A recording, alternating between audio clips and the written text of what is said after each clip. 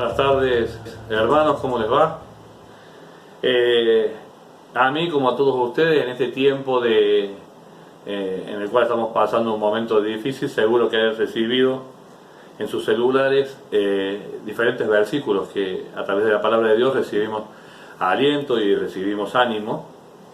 Y entre los versículos que recibí, hay uno muy conocido que me gustaría compartir con ustedes y que podamos descubrir un poquito más de lo que Dios nos dice a simple vista a través de este versículo.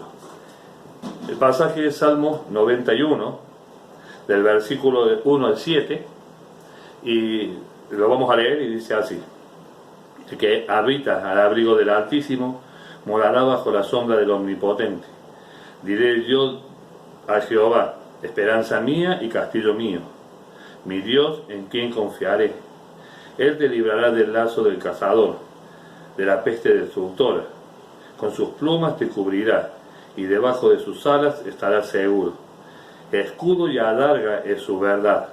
No temerás el terror nocturno, ni saeta que vuele de día, ni pestilencia que ande en oscuridad, ni mortandad que en medio del día destruya.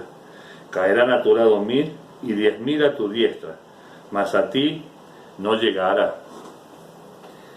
Es una linda promesa y nos alienta en este tiempo de dificultad.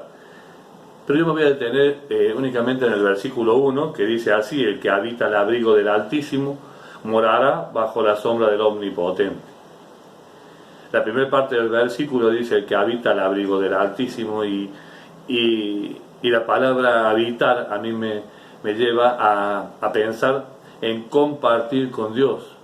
Cuando uno habita, tiene permanencia en un lugar, una convivencia, convivir, o sea, tener una comunión con Dios. Entonces, la promesa del aliento que hay en este capítulo 91 de Salmo es para los que habitan, los que tienen una comunión con Dios.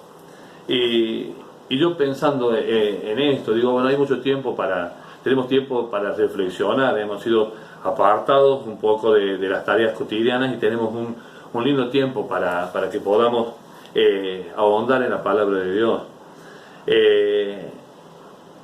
Pensando en que tenemos que tener esta comunión con nuestro Padre, y este es el tiempo donde nosotros podemos pasar tiempo con el Señor y limar asperezas y descubrirnos en la presencia de Dios las cosas que me alejan a mí de Dios. Y yo pensaba, ¿qué corta la comunión con Dios? Y directamente caigo en el pecado.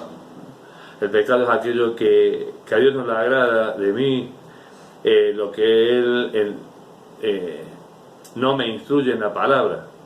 En el pecado no figura en ningún momento como algo que Dios pueda tolerar. El pecado es abominación en la presencia de Dios, ¿no? Y a veces cuando escuchamos hablar del pecado o de las personas en pecado, pensamos inmediatamente en las personas que no tienen a Cristo, pero sin embargo nosotros caemos en la liviandad del pecado. Pensamos que para nosotros eso no es. No tomamos con el verdadero sentido, con el verdadero peso que tiene la palabra cuando nos habla con respecto al pecado. Y a veces somos muy condescendientes con nosotros mismos. Nosotros nos perdonamos, nos autoperdonamos rápido, o pensamos en un tiempo y que Dios tiene que ir moldeando en mi vida algunas cosas que son pecados, pero que me cuesta largar, pero que en los tiempos de Dios yo voy a corregir, y no es así. El pecado me separa de Dios, tanto al que no es hijo de Dios como al que es hijo de Dios. Mi relación y mi comunión quedan rotas, quedan quebradas, cuando en mi vida tengo cosas que a Dios no le agradan, como el pecado, y es abominación en la presencia de Dios. Y muchas veces somos lastimosos con nosotros mismos y somos muy castigadores para los demás. El pecado de los demás lo condenamos y somos capaces de dar con un caño. Pero cuando yo tengo el mismo pecado, es el tiempo que Dios necesita moldear cosas en mi vida. de una forma o de otra, el pecado me separa de Dios. Entonces, yo estoy parado ante una realidad de la Biblia, donde me dice que Dios cumple sus promesas y que en la Biblia hay aliento para mí y para todo el Hijo de Dios, pero me anima a tener una comunión verdadera y sincera con Dios. Yo me acuerdo de ahí en el libro de Hechos, en el capítulo 5, habla de Ananías y Zafira, ¿no? Y Ananías y Zafira, no voy a ahondar en eso, pero pueden leerlo después en el capítulo 5 de Hechos, y ellos se dejaron cosas, se dejaron algo que no se debían dejar, ¿no? Y muchas veces nos pasa a nosotros lo mismo. Tenemos gustos personales y cosas que no van alineadas a la voluntad de Dios para un hijo de Dios. Y nosotros tenemos nuestros secretos. Ananías y Zafira se dejaban una parte de algo que debían entregar por completo, pensando que engañaban al Espíritu Santo, y su fin fue fin de muerte. En nuestra relación con Dios muchas veces tenemos mezquindad con Dios y nos dejamos algunos permisos que me alejan y que me separan de la voluntad de Dios, pensando que podemos engañar al Espíritu Santo, o no teniendo presente de que al Espíritu Santo no le podemos engañar, que es la parte de Dios que está presente en mi vida permanentemente y que no le voy a engañar. ¿Qué me dice el Señor con respecto a esto, con respecto a este pecado o a las cosas que tenemos como hijo de Dios que no hacen a mi comunión con Él? Contrario, estoy destituido de su presencia cuando yo tengo una vida de pecado y desobediencia. Ahí en Hechos, capítulo 3, el versículo 19, se los voy a leer, dice así: así que arrepentíos y convertíos, para que sean borrados vuestros pecados, para que vengan de la presencia del Señor tiempos de refrigerio. Así que arrepentidos y convertidos. Cuando llevamos una vida de que no honra a Dios por nuestros pecados y no tenemos la comunión con Dios que Él demanda de mí, el Señor me llama al arrepentimiento, no a que nos arrepintamos, pero no termina el mandato ahí, dice arrepentidos y convertidos. Miren, un arrepentimiento sin cambio de actitud no es un verdadero arrepentimiento, o no es un arrepentimiento genuino.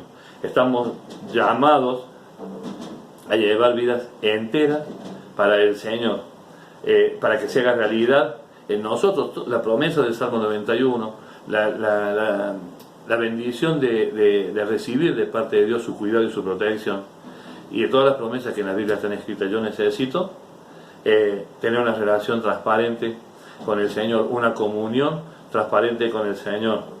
Pero mientras haya cosas que interrumpen mi relación con el Señor, no tengo la plenitud de una verdadera comunión. Y el Señor me llama a un verdadero arrepentimiento. Arrepentidos y convertidos. Arrepentite y cambia de actitud con aquellas cosas que no agradan a Dios. La seguridad de vivir bajo su abrigo, bajo su protección, es la comunión con Dios. Mi comunión con el Señor me da la seguridad necesaria para confiar y tener paz en el Señor. Todo lo que está pasando es un llamado de atención del Señor, es un llamado de atención a que la gente se arrepienta realmente y se convierta, ¿no?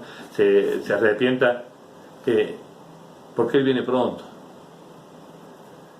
En la segunda parte del versículo que habíamos estado leyendo en el principio del Salmo 91 dice: morará bajo la sombra del Omnipotente.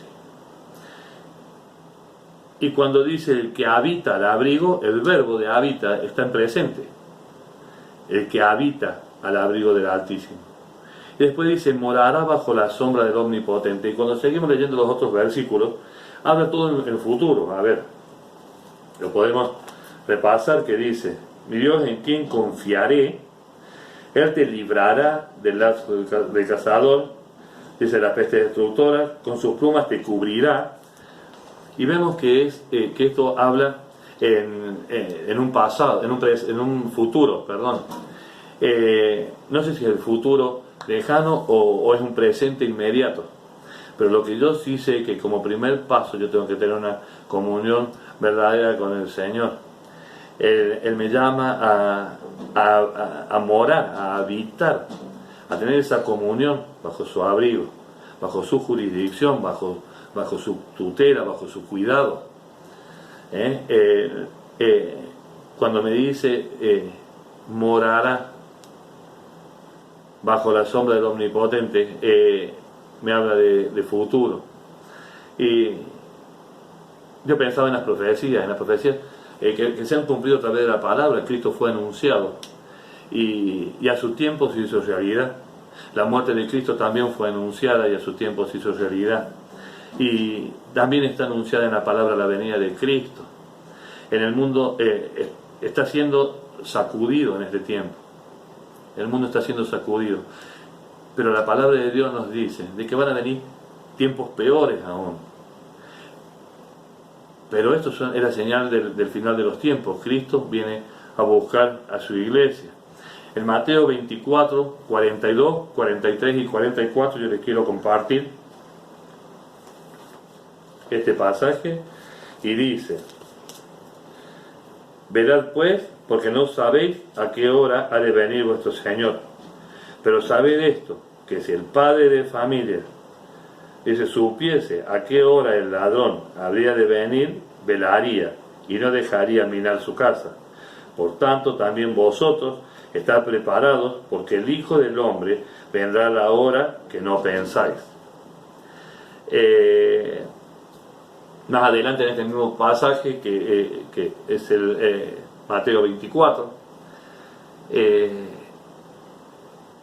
dice que el hombre que espera en esta forma es bienaventurado, ¿no? En una comunión verdadera con Dios, con un verdadero arrepentimiento y capaz de renunciar a aquellas cosas que ofenden a Dios, de las cuales estoy destituido de su presencia.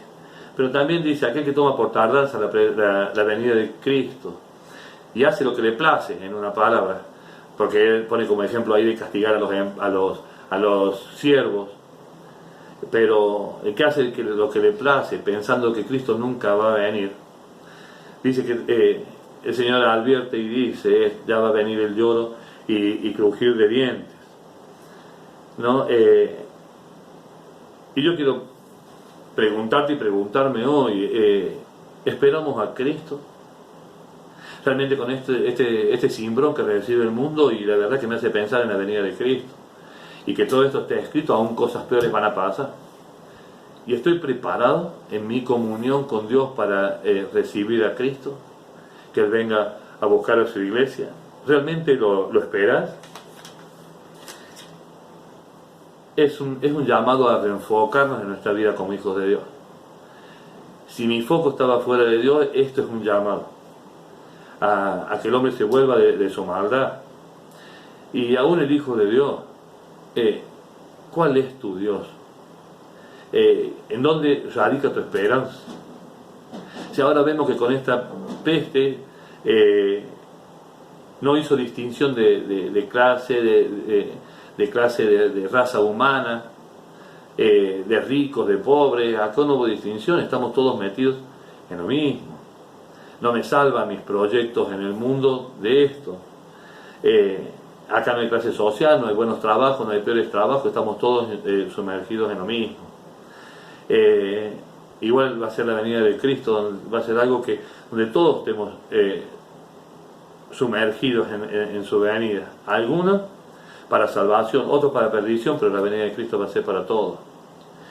Y no podemos escapar de eso, no podemos zafar. Ahora lo esperamos con entusiasmo. Mi vida está alineada a la comunión con Dios. A ver, para los jóvenes, ¿cuál es tu Dios? Conseguir el auto nuevo, la novia para casarme. No, o es Dios tu esperanza, tu ropa, el gimnasio. Y aún para lo grande, aún para lo más grande, ¿qué llena mi cabeza y mi corazón? Espero con ansia la venida de Cristo, O estoy pensando a ver si a mi hijo le dejo un buen trabajo, lo dejo parado, le dejo una casa para que pueda subsistir. O yo me preocupo para que mis hijos tengan un bienestar espiritual, una relación fluida con el Señor, y trabajo y oro por esto, velo por esto. Si nuestras prioridades y nuestro foco en la vida no está alineada con la comunión con Dios, no estoy preparado. Pero el tiempo del Señor se acerca.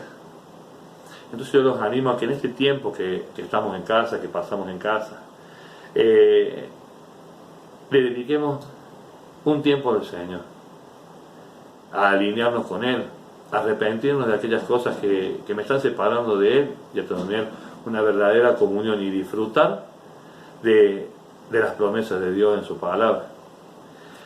Hoy podemos ver 3 pasos.